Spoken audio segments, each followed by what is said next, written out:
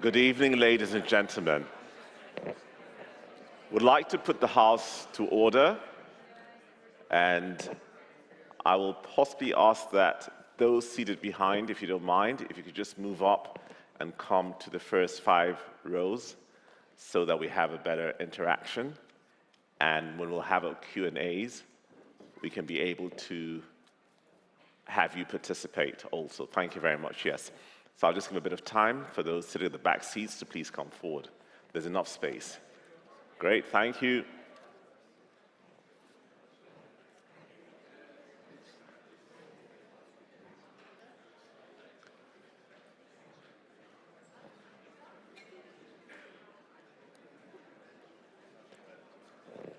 There's a lot of space on my right.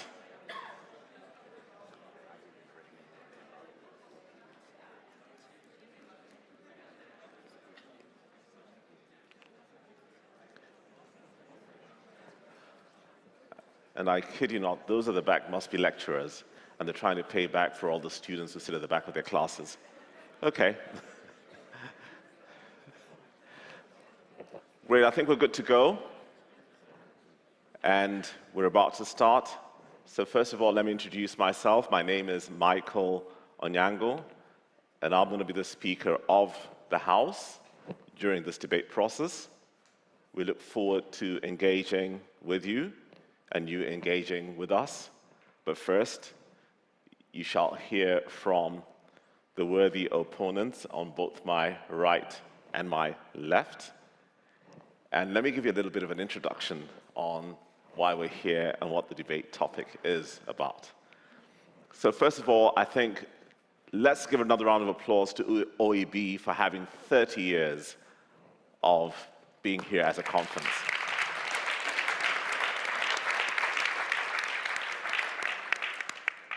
Great. So our debate today is very topical, and this is the motion. This House believes the collection, storage, and use of non-essential data on students should be heavily restricted. Boo, hiss. Yay! Okay, so just a bit of background before my eager panelists get into this and what's going to be driving this.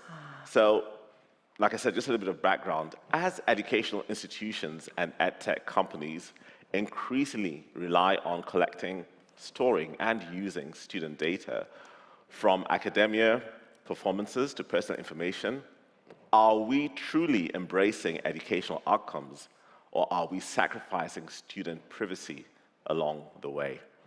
With the rapid growth of online learning and vast amounts of sensitive data are being stored, often without clear guidelines and with minimal oversight, are the potential risks of privacy breaches, misuse of personal information, and erosion of student autonomy simply too high a price to pay for the promise of personalized learning? Should outright restrictions be placed not only on non-essential data collection, but also on the ways this information is stored and used? Or does the promise of data-driven education justify these risks? Can even the strictest regulations and highest security standards generally make data handling safe? Or is it limiting data handling to only the most essential information the last viable solution? In our quest to improve education, are we willingly overlooking the long-term consequences for student autonomy and privacy? So let me introduce the panelists who are on the table and who will be arguing pro and opposing the motion. So in favor of the motion, let me first start off by introducing, on my immediate right, Renata Sampson. She's a project special lead at Ada Lovelace Institute, and her specialty is AI education and the impact of digital life, especially on those between the ages of 14 and 12. Renata has worked as a digital and digital policy advisor. She's also the former chief executive of Big Brother Watch. And prior to working in digital and the data industry and AI policy research, she made history and arts and TV documentary documentaries for BBC and other international broadcasters. A round of applause for Renata, please. Yay!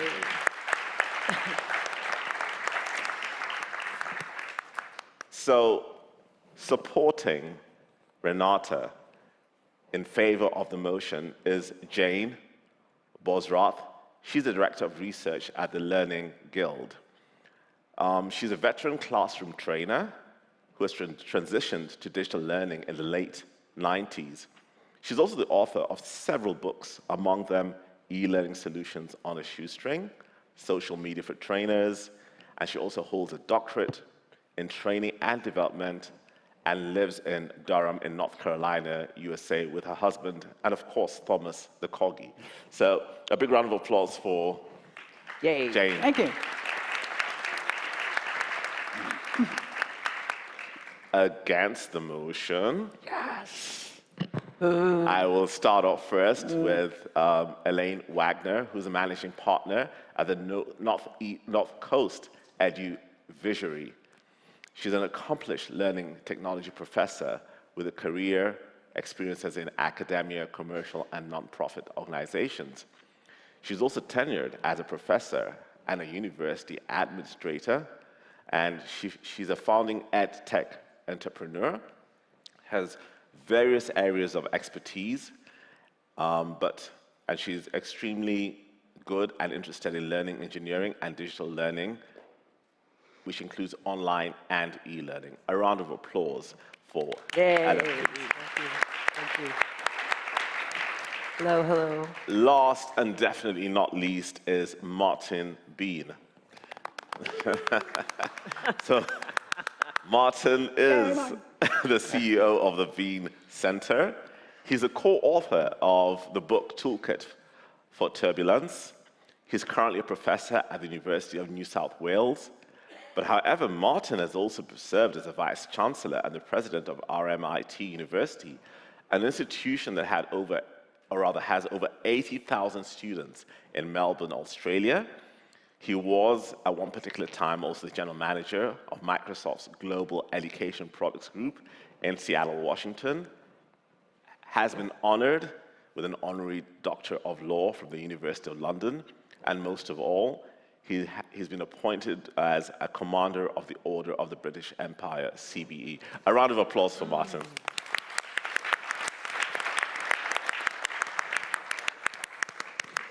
So, the rules are fairly simple. We want to know what the facts are. We want to know what concerns the people. We want to see that properly put forward to us so that you, as the audience, can decide whether or not the arguments put for or put against are convincing enough, and you will do that by having a vote at the end. So let us get going, and without much ado, I'm going to ask Renate to please go ahead and give us why she's in favor of the motion that says this House believes the collection, storage, and use of non-essential data on students should be heavily restricted. Thank you very much. So yes, I'm Renata Sampson, and I'm from the Ada Lovelace Institute. And I'm going to be focusing my speech tonight on some UK-related things. So I hope you can ease into that, and forgive me for Brexit and all those other things. But let's talk about some really important stuff here. So we do have an international audience. I'm going to talk about the UK, and I'm going to talk about the data that is collected in the UK that is essential data. The data that educational institutions legally have to collect about a pupil or a student. This data is called educational data. It's personal data. It's the stuff that basically is essential for a school to have to provide an education. It's identifying data. It's protected characteristics or demographic data. It's financial status. In the UK, we offer free school meals if you can't afford, if you don't have a solid income at home. We also collect attainment data and attendance data and safeguarding data. All of this data is legal requirement, as I say, for the school to collect. So therefore, I'm going to call it essential data. It's data that fulfills obligations and duties. That's easy, right? We all know that stuff. So what's non-essential data? Well, for the purpose of this debate, I'm going to propose that non-essential data is data that is collected or generated by data-driven EdTech technologies developed by many of you in this room and many of the others outside of it. I'm going to say you're all very smart, and it's all very clever, and the data that you collect is all super interesting, but it's not required to be collected. It doesn't fulfill a legal obligation. It's the data that a teacher would collect and store in their brain. It's the data about how a pupil learns, what their thinking may be, how they answer a question, whether they put their hand up a lot, whether they're engaged, their behaviors, whether they're staring out the window, whether they find things easy or difficult, whether they really struggle with maths like me, or thrive at art. This is the data that helps them to learn, and it helps a teacher to teach. And it's all collected through engagement with the pupil, and it serves to support teaching, assessing, understanding, engaging, and human relationships. Now, tech also collects this data, and they collect it to teach, assess, understand, and engage. But they also use it to analyze and to predict and to recommend. They take this qualitative data, this human relationship data, this data about pupils that isn't identifiable data, and they make it quantitative. It's analysis. It's data for various other reasons. And not all of them are good. Some of the activities that this data enables can actually undermine a child's opportunity. It can impact their autonomy, their agency, their creativity. Automated decisions made with this data can provide outcomes, can create outcomes that a child or a parent of the child aren't sure as how they've been reached, and therefore can't challenge them. That's kind of worrying, because all of this data is being used in some form or another to go beyond what is solely beneficial for the pupil, for the person, for the human. So yes, this is why I'm supporting the motion tonight. The collection, use, and sharing of this non-essential data should be absolutely restricted. Or, forgive me, should be heavily restricted. But if the future is data-driven, how will any of that work? How do we ensure that if the data is collected, if it is used, if it is stored and shared, it's done in a way that doesn't undermine a pupil's data rights, or their human rights, or their privacy, or security, or their agency and autonomy, but actually it's collected and used and shared to support their learning and their life opportunities? What protections need to be in place to ensure that all the innovators out there understand their responsibilities towards children and young people to provide them with a good education, to support them as they learn, and to benefit their knowledge, and to ensure that difference is championed, and that education isn't just about data points or the quantification of relationships? Well, luckily enough, there's a whole framework out there. In the UK and in Europe, there's the GDPR. The GDPR, the General Data Protection Regulation, requires educational institutions to adhere to 7 key principles. That's when they collect and process personal data of students. That's lawfulness, fairness, transparency, purpose limitation, data minimization, all these sexy words about accuracy and integrity and confidentiality and accountability. Education establishments, as data controllers, have a legal responsibility to adhere to the GDPR. And any organization or product that they bring in to process this data similarly has to adhere to the GDPR. Furthermore, in the UK, if you are an EdTech provider providing an educational service online using a website for any student under the age of 18, and it's used within an educational establishment, you are expected to adhere to the age-appropriate design code. The age-appropriate design code seeks to address the datafication of children.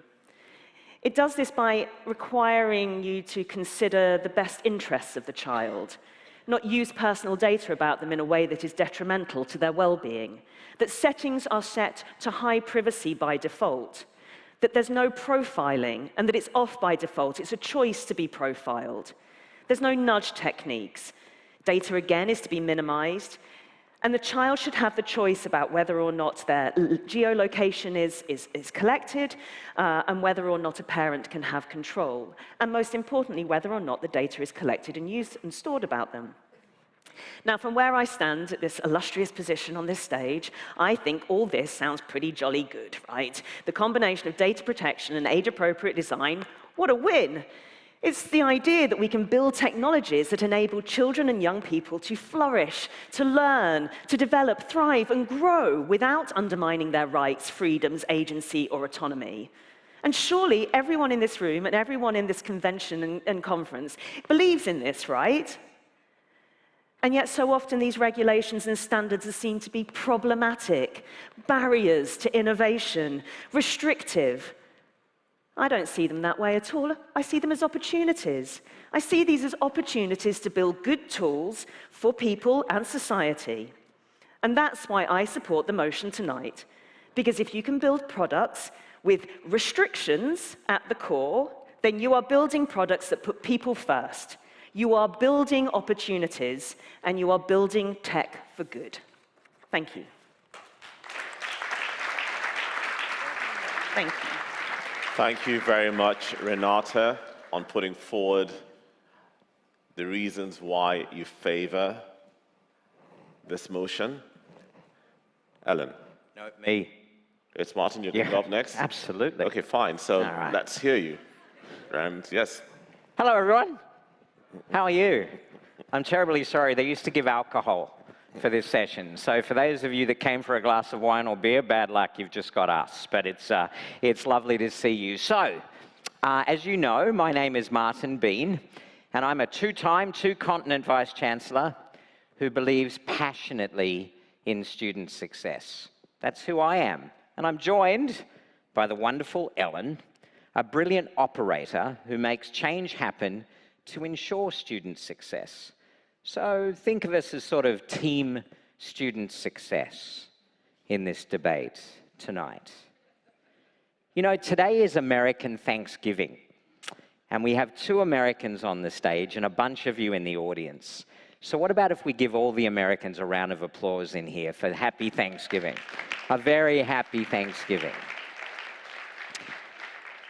And I'm practicing a lot more thankfulness in my life now that I turned 60, and I'm in the preferment stage of my career, so I only work on things I prefer to work on. And one of the things I want to be thankful for is being back with all of you. I've been away for a while from the European conference circuit, and I just want to thank you for having me back. It's a real pleasure to be back with you. And to all my long-standing friends who I see in the audience, boy, you've got old.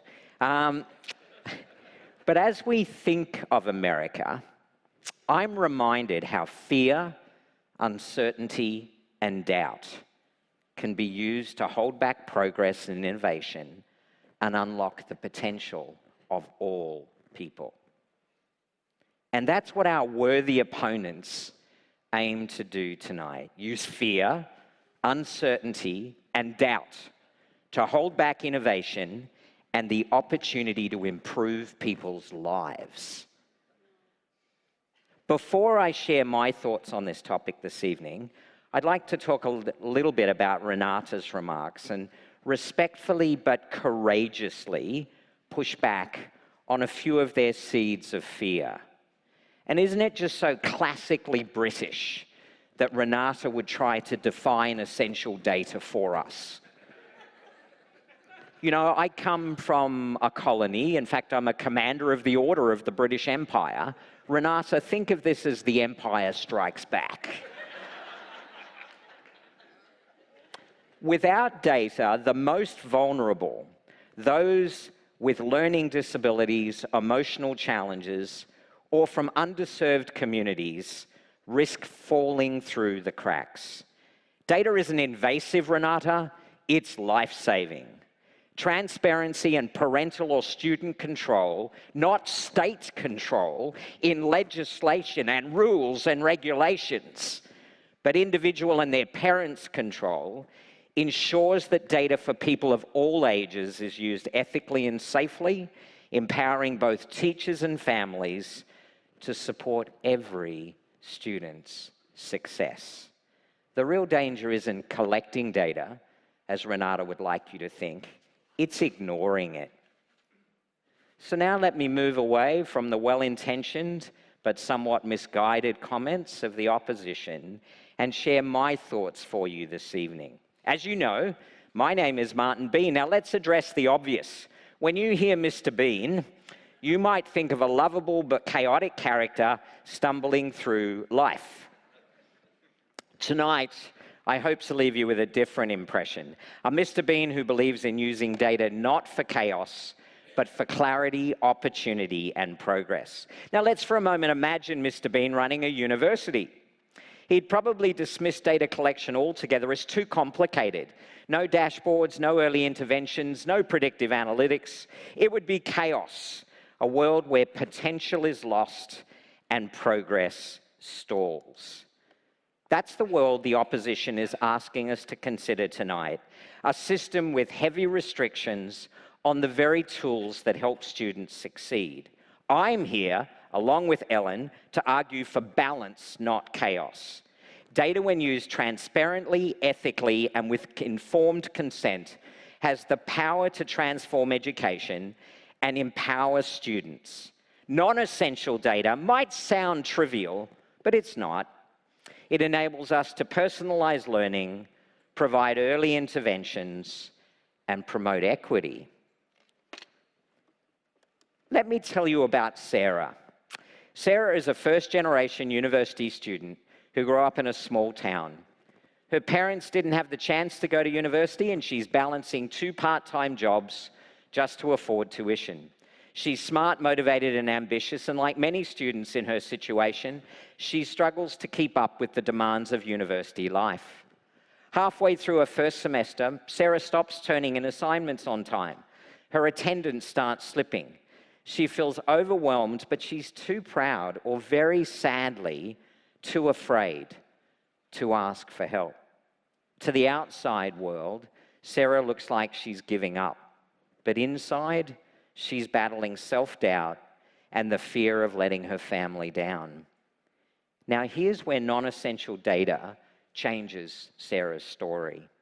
Sarah's university uses a predictive analytics system powered by non-essential data like attendance, engagement patterns, and even library usage. The system flags her at risk of falling behind. A student advisor reaches out, not with judgment, but with support, offering tutoring, counseling, and a flexible study plan. With this help, Sarah not only catches up, ladies and gentlemen, she thrives. She graduates on time with honors, landing a job in her dream field. Her story is one of perseverance, but it's also a story of what happens when data empowers institutions to intervene early and compassionately. And Sarah's story is not unique. It's one I witnessed proudly thousands of times as the Vice Chancellor of the Open University. At the Open University, we use data to identify and support students just like Sarah, students who faced challenges but had enormous potential.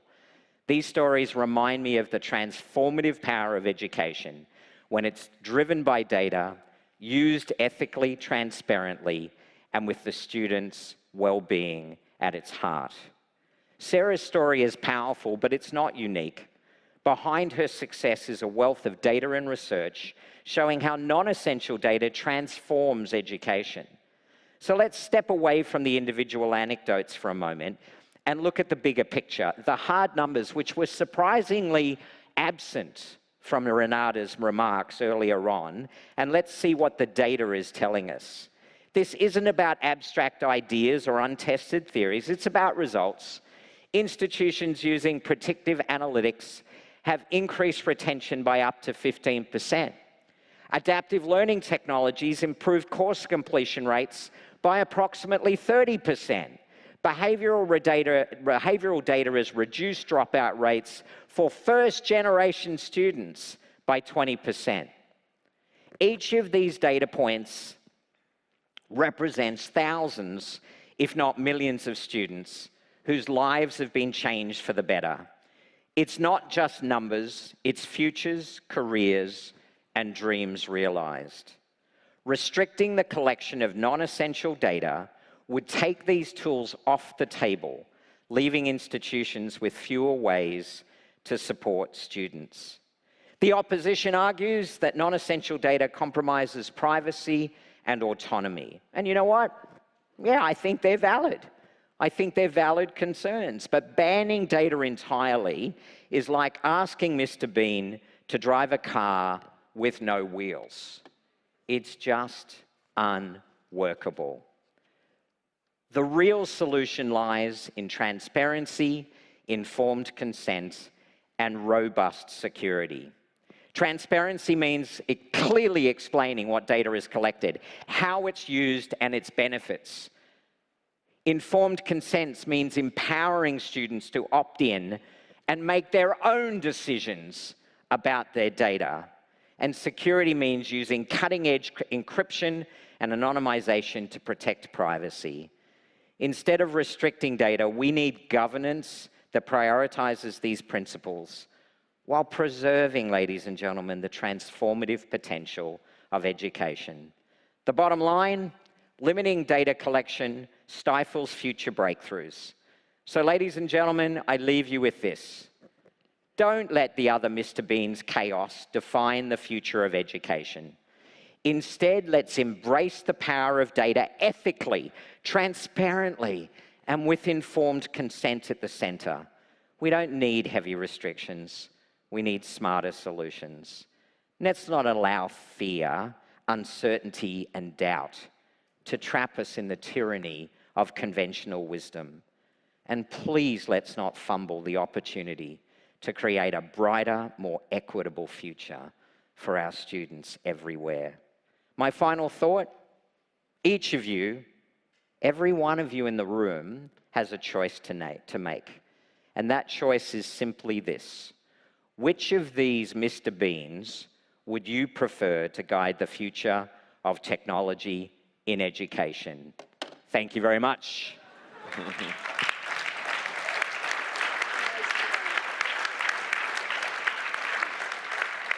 So, ladies and gentlemen, as Jane comes up, I need to make a statement. Please remember that all the views that each of the participants are giving are purely for edutainment purposes. So do not hold them legally liable for any of the views that they do make for the institutions that they work for or where they're from. So just keep that in mind. Jane, over to you. Thank Welcome. you. I thought by the end of Martin's speech there, we were going to hear the God Save the Queen, and a flag would start waving around him. He did mention that today is our Thanksgiving Day holiday, and that is a celebration of the time we fled England and went to the coast of the United States, what is now the United States. And I just need to let you know, based on some recent events, I think we're coming back.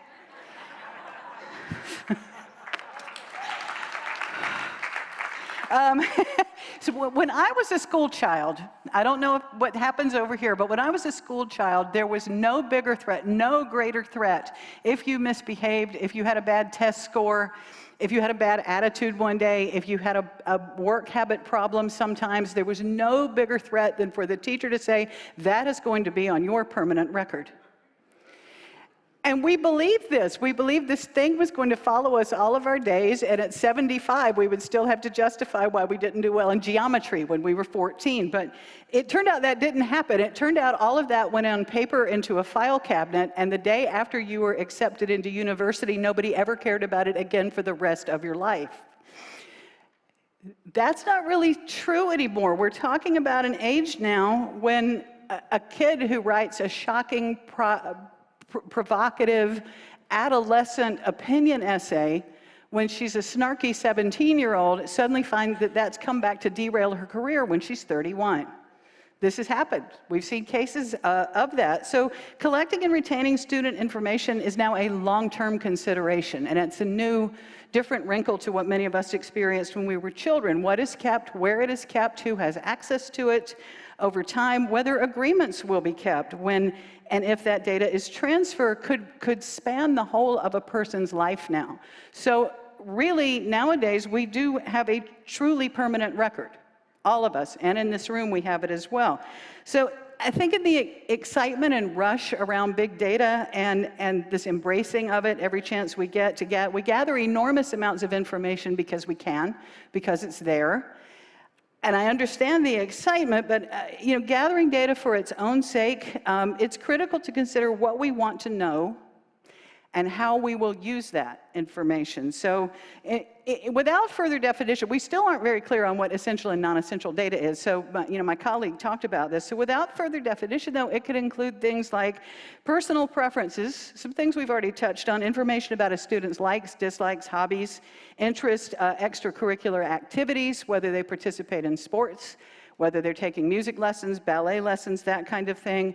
The behavioral or biometric data, things like fingerprints have turned up in some schools. Things like eye gaze, eye tracking software turns up in schools. Let's see, minor disciplinary actions, behavioral notes that don't relate to or it did not impact the student's academic performance, but there it is for all to see about whether he's received punishments, the duration, the reason, that kind of thing. There can be health information that's not really related to academic performance or attendance. Notes, again, about mental health can come back to haunt someone much, much later. So this type of data is often collected for various purposes, but it's not essential for maintaining a student's academic record, and I submit that it is not necessary for student success, as we like to call it. So consider here what might happen if some of the data I just described gets out, the repercussions for the student and for the family. If we could find out things about religious practices and beliefs, we could find out things about political affiliations, we could find out things about sex behavior and attitudes and those of the parents. And there are some countries that are not the UK, that are not the US, that are not Europe, in Europe, that really could cause legal or other repercussions for someone where behaviors are restricted or beliefs are limited. So we need to be careful of that, I think. Renata mentioned things like financial status. We could find out, for instance, whether a student got reduced or free meals. We could find out whether a student may have been homeless. So it would tell us more than just about academic performance, and it could expose a lot of things. Now, I don't think everybody's a bad actor. I'm going to talk about hackers in a moment. I don't think people are out to be nefarious and cause problems, but I have friends in this room, I have friends at home who are in this business, I have friends who help develop the products that many of us use all the time when we talk about ed technologies. And I will say I have heard more conversations than I'd like to think about their willingness to take on technical debt. They are willing to say, well, we're in a hurry, we want to launch it, we need to get it out, we've got competition, we know there's going to be bugs.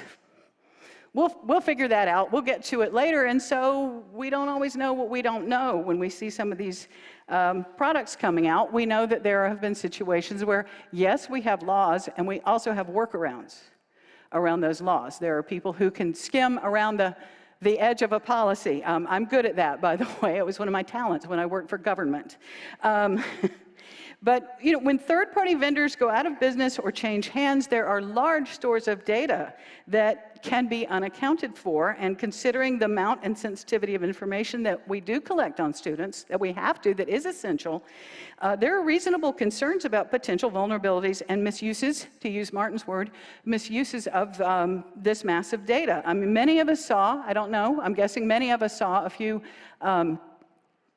weeks ago, there was a news story about a company that was collecting DNA samples. People willingly sent their spit to this company, and now the company has disappeared.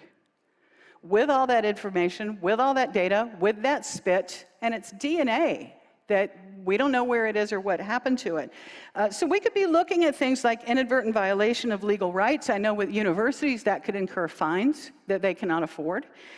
There can be lawsuits. There's an overall loss of trust, just another little bit of erosion every time one of these things makes the news or one of these things happen.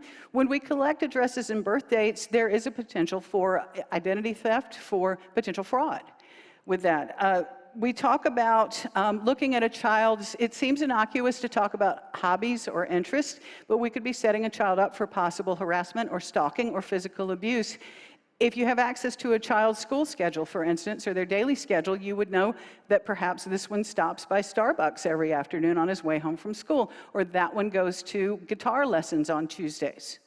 So it is not related to academic performance so much, but there are other things that we are privy to.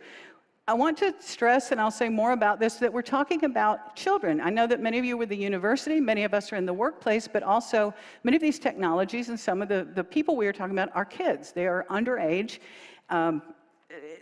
Considering the potential for their emotional and mental security, if health information, behavioral information, academic information, disciplinary actions got out, I mean, we're talking about the potential for bullying, for stigmatization, for embarrassment, and there's reputational harm attached to that for this human being, for this single person.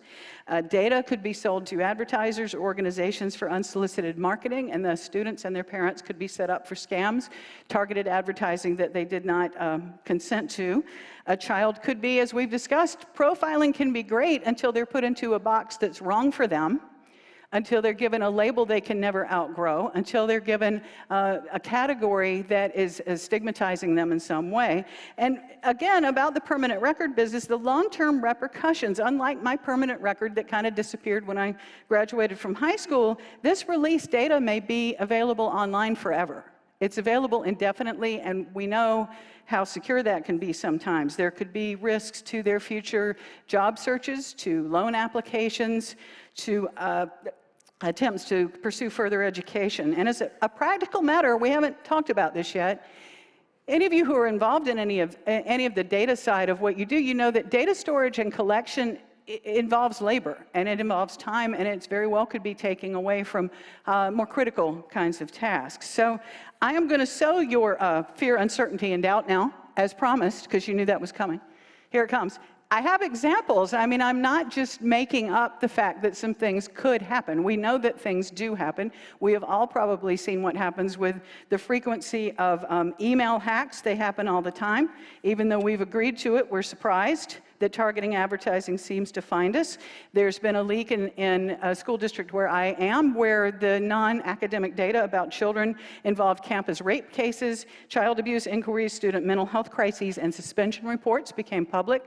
There was another example of a violation at a school district where the school district has said, let me get this right, it's unclear how much and what kinds of data the hackers accessed. So they don't even know what they don't know about their own data. And I can't say enough about the fact that these are children. They're emotionally vulnerable. They don't really consider pros and cons of what they're doing. Children do not understand the idea of forever. They don't get the permanence of it. And I'll be honest with you, we've got plenty of adult politicians where I live who seem to think the internet disappears and resets itself every night. They are surprised all the time that that video is still there. Well, we deleted it. And somebody in my session earlier today said, there's really no deleting data. You can't really ever delete it. And I want to just say identity is temporal. When we talk about some of this data, we are talking about a snapshot of a human being at a particular moment in their time, under particular circumstances that may or may not be changing. And we need to remember that children are not always who they were from 3 to 8 to 12 to 15 to 31. Thinking about the fact that all of this is so permanent and forever and chases them their whole lives, we need to, I think, be cautious about that. So in closing, I will say data is not just data. People create data, and the feelings and impact of those people and the impact on them should be of consideration. Collecting and storing essential data, in my opinion, and I stand by it, is not worth the risk. We cannot guarantee privacy and security. Hacks are too common, no matter how well intended. It's not clear what happens when data is transferred between organizations or an organization shuts down.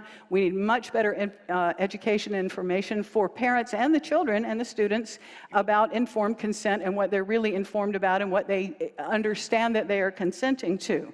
So while it may have some value for certain programs or services, I say that it's non-essential data should be collected and used when it has a clear purpose, explicit context and consent, and robust safeguards, as Renata discussed, to avoid unnecessary risks. And I will leave you with this. I want you to think about this if you are unconvinced. I want to ask you, you have heard me talk about the risks, you have heard Martin talk about the benefits. I want you to think about whether the people who stand to benefit from this data are the people who stand to be harmed by it. Thank you. Okay, thank you very much.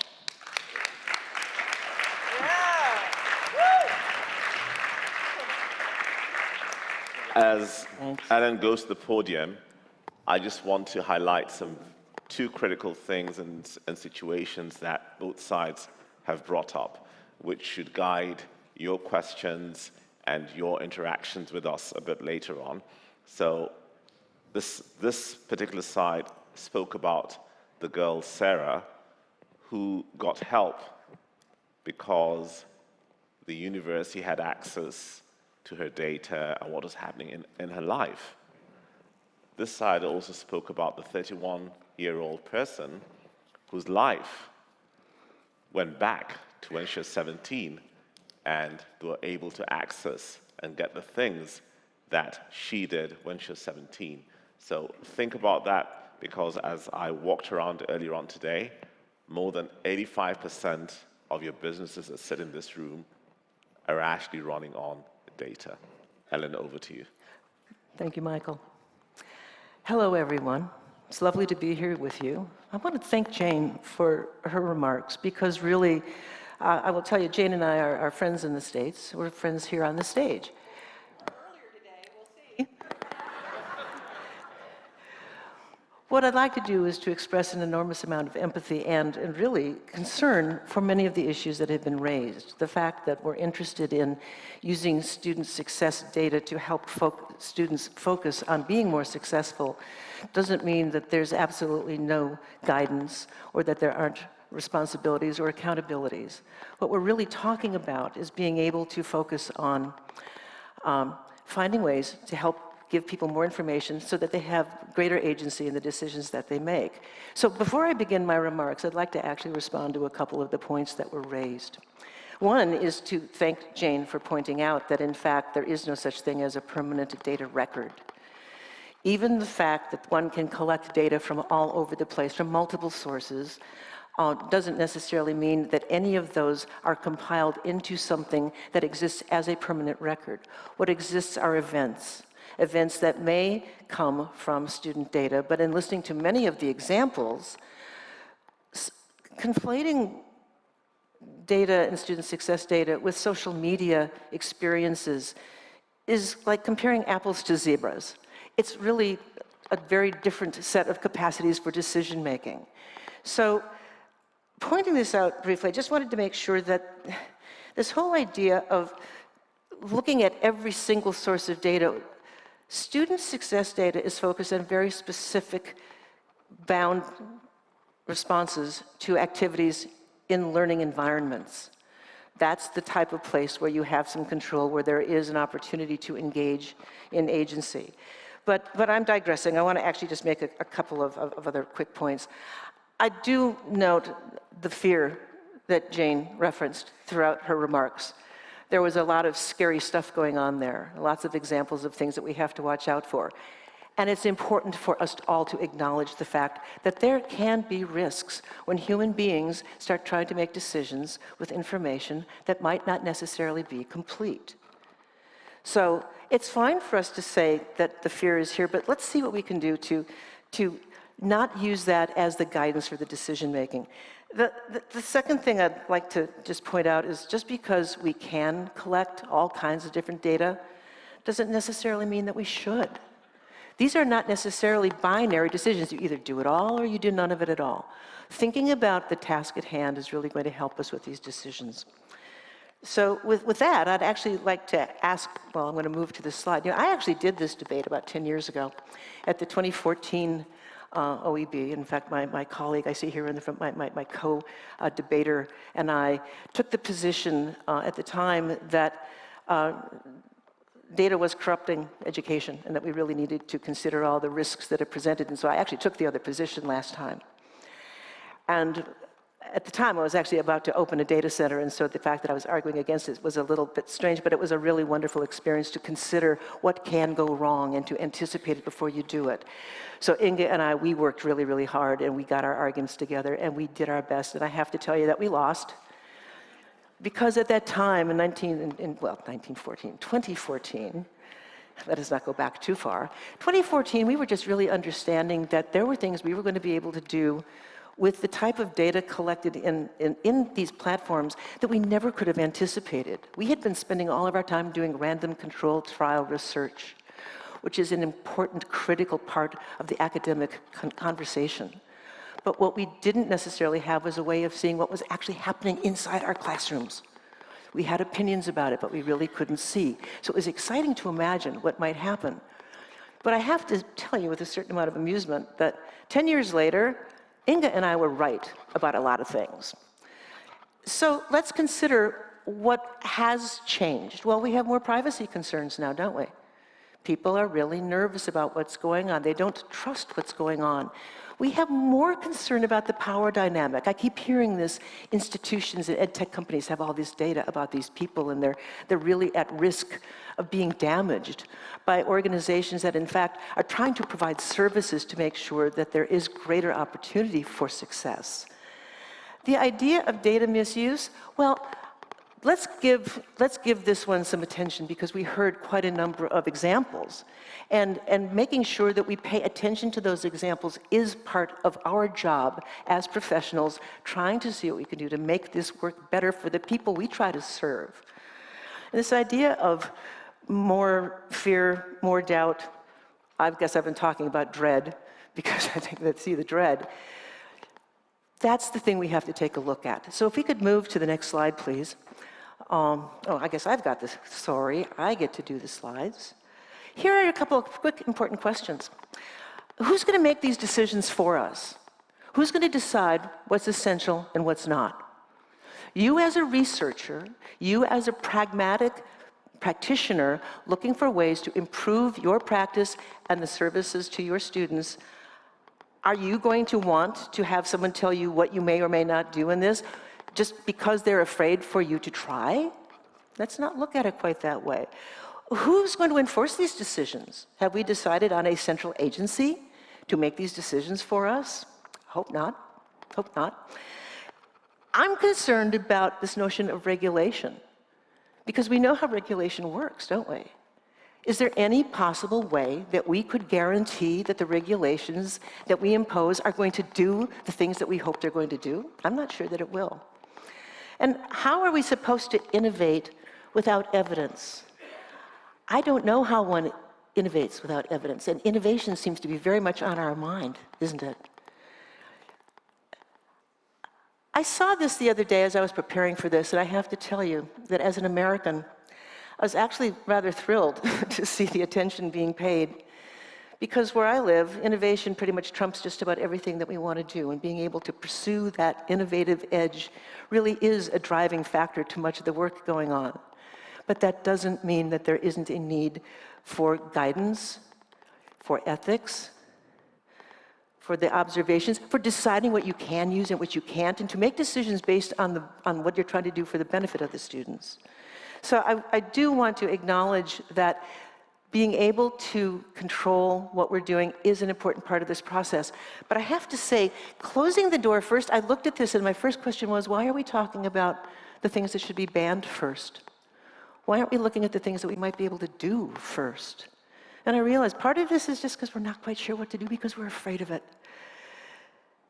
I just want to give you one real quick example of what happens with skewed data, because this is a place where I have been spending some time. You know, prior to about 2016 or so, Our Department of Education really didn't collect data on all the students going to college in the United States. They collected data on first-time, full-time freshmen, which meant it was focusing on the 18 to 25-year-old student population. They did not include anybody going to school part-time. They didn't include any adult students over 25.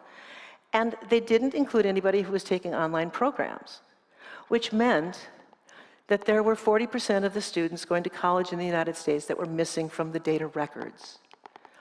That's 40% of a lot of Sarahs in the United States. 40% Sarahs. That's a significant, huge number. People who are looking to improve their lives, to get better jobs, to get the certifications they need to earn a living for their families. Are these people going to the Ivy League schools? No, they're not, because that's not their life. Their life is being able to make a difference for their families, and these types of systems, this type of advice, has a demonstrable impact on their ability to succeed. So I was involved in doing some research on this. The Gates Foundation was very generous in providing us with a tremendous amount of funding for about 5 years of research where we actually dove into these numbers. And what we were able to do is to demonstrate that, in fact, these students needed more support for their own agency and that we were denying that to them. So why not pick this up and make it better? What's happened, and I will tell you that this last point, the American Institutes for Research and the Central Department decided that they would change the way that we collected college information on students. And as a bit of a data geek, I have to tell you that this is probably the proudest moment of my life, that we were able to take this type of information to benefit students and to actually change the way that the United States government deals with us. It's pretty tremendous. So I have a question for you all. As we talk, is the data really the problem? Or are the data the opportunity? Because what I'm hearing here is that we're not really talking so much about trying to restrict data as we are trying to control human activity as they try to figure out how to work with data. So all the things around collection, preparation, and storage, and management, we need to know how to do that better, don't we? We have to consider methodologies that maybe were great back when we were dealing with our social science research methodologies that in fact said that anything dealing with prediction was the devil's work. We don't say that anymore, do we? So our methodologies have had to change. Our ability to interpret our analyses are important. Privacy, you bet we have to pay attention to privacy. It's up to us to help make sure that we protect that when we are doing our work. Same with security. The goal of this work is to be transparent in our ability to get informed consent for the people that we want to serve. So that, to me, is the opportunity. So for the Swifties in the room, I have a quote for you, a paraphrase, if you will. Hi, it is us. We are the problem, it's us. This is from Taylor Swift, Anti-Hero, 2022, if you want the citation. So why not empathize with the need for better skills and just free the intelligence that these data are going to enable for us? And really, rather than restricting the data, why not help us all develop better knowledge and skills for moving into this part of our work? And I have a feeling some of you will be sitting back and saying, oh, Ellen, now you're going to suggest that we scholars and researchers need to learn how to go do data analysis. And I'm going to say, yes, that's exactly what I'm suggesting, because most of us have learned how to do research. It demonstrates whether or not a construct is tenable. It doesn't necessarily mean that we know how to work on things to make them more reliable. And I think that for many of us, 15 the seconds. idea... 15 seconds. Okay. So let's suggest working toward data fluency. Examples of institutions that are really trying to dive more deeply into what we must do to control the various concerns that we've had. Research focuses on innovation. Our analyses focus on reliability and validity. And I think with that, let's just leverage our data in the service of student success. Okay, thank you very much. A round of applause.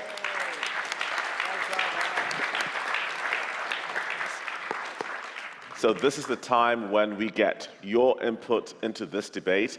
I'm going to ask for 2 sets of microphones, one on this side and one here. Please stand where you're at so that you can ask your question. Please make it precise so we can get as many contributions as possible. It could be a question to either one of the sides. It could be a statement, but do not make it more than 1 minute. So please stand up if anybody, yes, just stand up where you are on your feet so that we're able to come to you, and we'll take them 3 at a time. So we'll start off with the gentleman at the back. Mark, is that you? Yes, please stand up, thank you. And then we'll come to the lady here. Thanks very much, Michael. Very quick question, I think probably best directed to Martin. You mentioned transparency and informed consent, and fully agree. And I assume that you're talking about the 200,000-word terms and conditions that students click when they agree to Microsoft Teams or to Zoom or to Google Classroom, and the TikTok terms and conditions that 13-year-olds click on when they agree, or the GDPR when you come to a web page and you accept all cookies because you don't know what else to click, except if you're in a bad mood and you click, I don't accept. So I assume that's the transparency and informed consent that we're talking about. Thank you. So thank you very much, Mark. That's Mark West from UNESCO. I'll ask everybody who stands, just please introduce yourself, your organization, your name, and then ask your question or make your statement.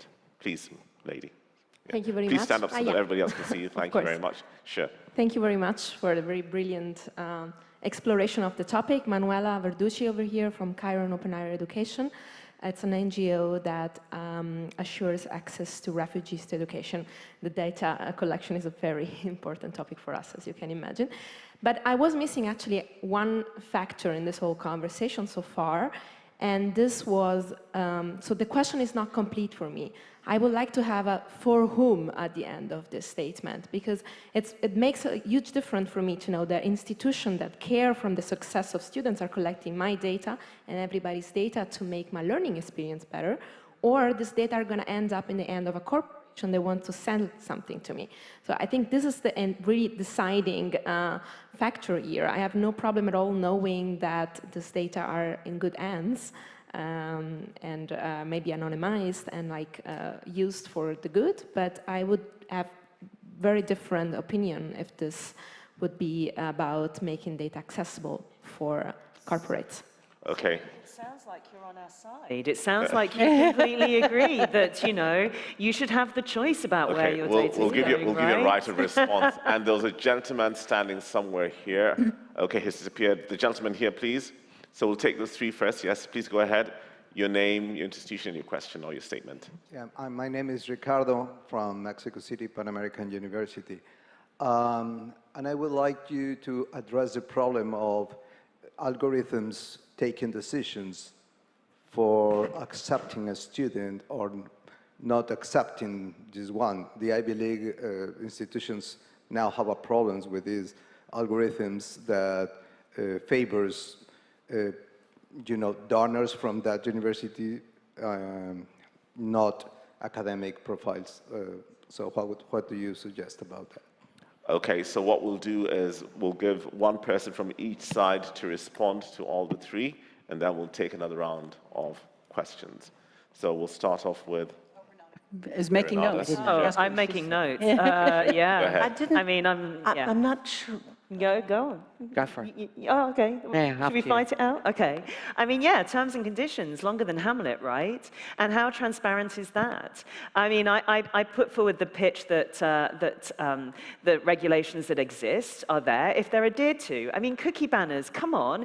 You are not meant to collect data unless we give our consent. Now there's pushbacks with the idea that giving consent is not just for the collection, for the purpose that you are being told about, but it should be for the collection and use of in perpetuity. So retrofitting for training of AI. This is why there should be restrictions about these things, absolutely. And yes, any data that's being collected in order to make a decision about whether somebody should get an education or not is not a good use or collection or storage of data. So thank you all 3 of you for agreeing to our side of this argument. Yeah, thank you. Hey, Mark. Boy, you've grown cynical in your middle age. And can I just welcome you to Team Fear, buddy? Because you're absolutely buying in on this whole, let's just hold back progress in innovation by just scaring the crap out of people. Mm-hmm. And you know what? I'm not talking about the consent you mentioned. I'm not agreeing with those mechanisms for supposed informed consent, Mark, and you sell everybody in this room short, buddy. I think you just insulted every educator that works in every institution of every type on the planet. Because the informed consent I'm talking about is real, it's transparent. I use the word transparent just as many times as I used consent. And it's done for students, by informing students, leaving them with the agency to do it by people who care, educators and education institutions. I'm not talking about private sector organizations whose goals in life is to make money. I'm talking about educators who care about people of all ages, where we would do anything we possibly could, ethically, responsibly, informed, with consent and transparent, because that's why we wake up in the morning. So you're on our side as well. Well, oh my God, everyone is on our side. No, Renata, hold on. No, just a minute, Renata, please. do not put Okay, words in my so mouth. we will go back. You wanted me to comment on Ricardo as well? Yes, okay. Can I have a response here? So one, you want me okay, to so comment what on we'll do is, Ricardo or not? we'll also give you time, I guess I in can't. your final statement, so just hold that so we can get some more responses. Apparently, I can't have a response to this. May I Okay, please sure, okay, add? go ahead, Thank very you very quickly, much. very I quickly. just want to make a quick observation for those of you who are worried about all those marketing emails. Because it's possible you can get on a marketing list. You've probably had that happen anytime you've gone shopping online. And there's a little thing that we all do when that happens. You opt out of it. There's no reason for you to subject yourself to emails you don't want. That is something that has been managed and is controlled. Thank you. Thank you, okay. The next, no, the next set, back to the floor. So the gentleman here, please stand up. Yes, and then we'll come on this side also. Please go ahead. Thank you. My name is Eboy Verkuilen from the Hague University of Applied Science. I'm first addressing you. Don't think for a minute that your data isn't out there, that you have family. It's called a digital twin, and probably it's triplets or quadruplets. They are there. So we need to take our data back. That leads me to the question. Renata, you already said there is a GDPR. So legislation is already in place. So why is it not used? We don't need more. We just need to use it. Yeah, Okay, yeah. fine, we'll come back to that. There's a gentleman on this side, where are you? Okay, fine, I think. Yes, the gentleman there, please, could he take the mic? Yes, thank you. And then we'll come back to the front here. Hello, so I basically like the idea to use data to improve the quality of the students, but my question is here, I think we need to do a cost-benefit analysis. That only we should do that when the advantage of using the data overpowers the risk of information leakage. So for the pro-data sharing side, I want to ask you, maybe educators want to provide the best things for students, but sometimes there can be evil hands. How to control those kind of evil hands? And for the data protection side, I want to ask you, the usage of data to improve the quality of student is very, very attractive. So while protecting data, how to improve the quality of students as well at the same time? Thank you. There's then one more person from by the way, I'm here. Dongjin, and I'm from TU Dresden. Thank you very much. The lady in the front. Hi, my name is Marlies Gratian. I work for the University of Nottingham. I just wanted to ask Martin a question, because you said that educators make the decision about transparency and consent, but do they in your institution? Because in my institution, it's management. So before Martin responds to any of the questions, again, I will make the disclaimer, this is not about the institutions that they work for. This is purely for edutainment purposes, and whatever side they take is not necessarily by principle what they do believe. So they'll answer them in the context that this is for edutainment. So let me make that very clear. Please go ahead and answer back. I would like to answer that one. Yes, absolutely. Thank you. So, Chair, there were 3 questions. I'll briefly touch on them. Is that all right? That's Rather fine. than Sure, going go to ahead. That's the one okay. about where I used to work. Yes. Polite. Sorry, Renata. Being so wonderfully polite. Thank you, Renata. Very pleasure. It's just the way I am. Okay, so the first one around, thank you, sir, because I think you really, in many ways, agreed with us. You know, that legislation, prescription, you know, there's plenty of it out there. It's really not about the legislation, the policy. You know, Renata wanted a policy-driven approach. Look how that's worked for Britain. You know, it's not about that. It's got to be about the how. You touched on the how. And the how is going to come back to good governance, ethics, morals, how it's done. It's not a question of being told what is right and what is wrong. It's in the way that we live it every day. So thank you for pointing that out. It can't be this prescriptive nanny state. It's got to be about values and ethics and the way people live the world of education. So with all from the bottom of my heart, thank you. The second one that was brought up, thank you, sir, was the cost-benefit analysis. I hope that's what you took from Ellen's and my presentations. We fully acknowledge, like everything in life, if you're a Star Wars fan, that there is a dark side. We fully acknowledge it. It has to be about a cost-benefit analysis. But I would rather trust the people that I've worked with in education and the frameworks that we've got for ethical use of data to run that cost-benefit analysis, and with transparent, informed consent, let the student then decide how and when that data will be used. And the final point from my colleague from Nottingham, lovely to see you. It's interesting you should make that comment, because every institution I've ever been a part in, there was never a distinction between management and academia. It's just been the university and the good of the university. So the university will make the decision, and that's respecting all people in the university, professional staff, academic staff, and students. But thank you for the critique. Jane, and I would like right to speak to your question. I'd like to say a couple of things there. One of the issues, as I understand it, with the UK and I think Europe, Renata can get me straight on this, is that the new proposal for informed consent will include the phrase, and any future use of the data. Did I get that right? So they're consenting to things we don't know. We obviously don't know what we don't know. And right now, data is like this huge thing out there. We are trying to wrap our hands around, trying to regulate till the cows come home, and all of that kind of thing.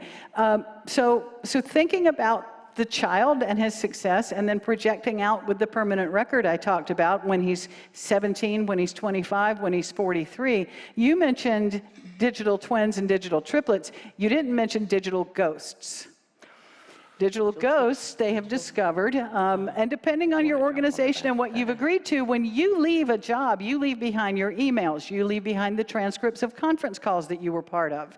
You may, if you're an instructional designer or you work in e-learning, you may just leave behind your work product. If you're an academic faculty, you may be able to take some of that with you. But your employer theoretically now could use AI to keep you there as an employee working in your old job with your old stuff. They could populate a bot with what you left behind. Yes, and some of them are doing it. So when we start talking about informed consent, we don't know yet what that's going to mean. I don't know how informed it can be right now. And when we talk about getting our data back, I'm not sure we're clear on what's out there and what we've left behind that's there to be scraped, right? Every engaging debate must have an end. I will let just 3 more questions from the floor so that we can come and close. The gentleman that's here, we'll start off with him, the gentleman that's there, and the lady that's right at the back. So the 3 of you, please just stand up so that we can keep you in our sights. Thank you very much. We'll start with the gentleman. Hi, I'm Brian Mulligan, education consultant in Ireland. I want to commend the panel on their gender equality, noting that they're all from the global north, Anglophone countries, very representative. Could it be that this desire for such protection is a luxury for the developed world, and that those in less developed countries need to take more risks in order to get better payback? And as was said here about cost-benefit analysis, that depends on your context, and maybe this is just a luxury we have and it's not widely applicable. Thank you. Can we go to the lady at the back first, please? Oh, sorry, it's a gentleman. Sorry, I can't see you properly. Okay, fine. It's okay. He has a mic. He can go ahead. There's no problem. That's fine. My name is Roberto. I work at the World Trade Organization. I tend to lean with Renata and Jane. However, there is a however. Coming, Renata. I'm very cynical when in today's world where data is probably one of the most valuable commodities that we can actually restrict it. So I would like to know what your views on that are. Thank you. And hi, I'm Christina Höppner from right. Catalyst, living in the South. My question is for the group who is against the restrictions. You've been talking grandly, very grandly, and in very broad strokes about transparency, informed consent, and all of that. But where is it when a student is not asked, when an educator puts an essay or something like that into a chatbot? Or conversely, is the teacher asked when a student puts their syllabus into a chatbot and then that data becomes part of the training data set? Where did somebody give their consent about that? Where's the transparency in that? Even if it is a software that is sanctioned by the university, do students really know that? Because I don't think any one of us ever read all 200,000 pages of the consent that we should have given. okay, so what I'm going to do in the interest of time, I will give each team to go back to the podium, and I'll give them each a minute to answer the questions and a minute to give the final statements on what they want to say. So I'll start off with those in favor of Renata. the debate. Renata, so please just go up to the podium and you can finish up. Okay, thanks very much. One of us go up. Interesting comments made, and forgive me, I will definitely pick up with any of you afterwards about some of the final three questions. But I just have one other thing that I really need to say, right? Can I just, before I get to that, I just want to ask a question. Can I see a show of hands for everybody in this room who cares about education, please? Brilliant, brilliant. And you all care about the future, right? Yeah? And some of you here really care about the collection of data, including some of this panel, right? Well, I have one thing that I just want to say to all of you, and that is the environment. The more data we collect, the less opportunities to appreciate the future, and the less opportunities there will be for children to be educated. So just think on that when you make your decision. The environment, the environment, the environment matters most of all. Thank you. I think you're in the wrong debate, Renata. Yeah. I think that the one's environment just down matters for in, every debate. What I think can that's say? Potsdam 2 is the sustainability debate. Chair, you did ask me to address the questions. Renata didn't, but I'll do that out of respect for the people that asked the questions. Brian, I think Brian, I think That's you're right. infinite. It is a luxury, and we shouldn't squander the luxury because some of us have the funding in our systems to actually be able to do things using technology and innovation the right way, but just because we can do it doesn't mean we should. So I think you've given us a call out to all of us to recognize that we have the luxury of being able to make these decisions. So for goodness sake, let's do it the right way for the right outcomes. So thank you, Brian. The second question was really all about the how. How would we restrict data and its sharing of the data? And I think if you look at data protection around the world, you'll realize the only way you do that is through the responsible combination of putting legislation and policy in place that is grounded in the protection of the individual rights of the citizen, leaving the agency with them, leaving them with the right to decide how their data is used and how it's not used. And if they raise their hand, rather than the nanny state doing it for them, to say, I want my data back, I want it used the right way, the law protects them, their rights, their needs, what they want their data to be used for and not used for. And Mark, and the final question, anybody who just gladly clicks through that Google opt-in for Google Maps and doesn't take the time to consider the implications of where they're tracked and how they're tracked, I agree, that's made pretty opaque. And the final question was asked is, how do we say it's transparent when a teacher inappropriately feeds an essay to a bot? How do we make sure that it's brought to the attention of an individual when it's inappropriate that they feed information to the bot or use the bot to cheat the system and therefore cheating themselves? Ladies and gentlemen, like every single innovation in the history of humankind, it can be used for great good and it can be used for great evil. At the end of the day, what we're left with is education to help people understand the difference between good and evil, the nurturing of values, the walking the talk in the institutions that we run, because it's only through educated citizenry that we will ever do the cost-benefit analysis in the right way. Thank you for having me. Thank you. Thank you. Now we come back to the House, and the House makes the decision on who has won this debate.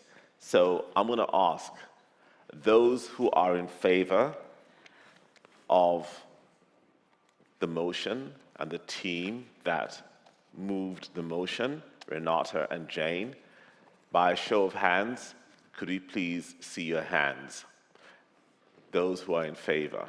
Come on. Oh, come on, Keep come on, them come on. coming. I know where your digital ghost is. And just, you know. let us see the hands of those who support, those who are against the motion. Oh, no, definitely we won. We definitely won it, for sure. So, definitely. I'm going to need, okay, so. We own So this. hold on, We absolutely hold on. own No, it seems to be very tight. So I'm going to ask that those who agree to say yay, and those who are against to say nay. So those who agree say yay. Yay. Yay. Yay. Yay. Yay. Those who are against say nay. Nay. Oh, what? So the nays have it. Shame. Well done. The environment. Hold on. Thank you. So as we celebrate, let me make some final remarks, please, before I just release you. No, that's okay. Again, let's give them a proper round of applause.